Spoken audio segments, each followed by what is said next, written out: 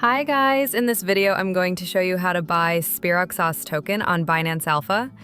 As you know, Speraxos just got listed on Binance, and if you want to buy it, I will show you how. So first you can open your Balance app, and then don't forget to sign in.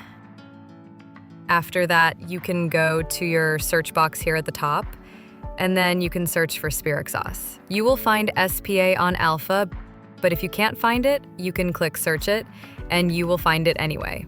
You can scroll down and you will see SPA on Alpha. You can click it, and then this is the chart. It's just got listed. So yeah, this is the chart. If you want to see the details, you can click info here at the top, and you will see 24-hour high, low, and the volume. Also, you can check their social media like X account or Telegram. And then yeah, if you want to buy it, you can just click right here at the bottom.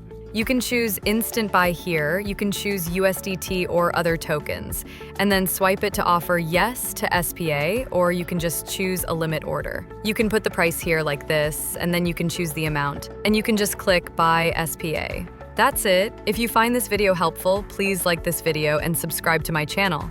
Thank you.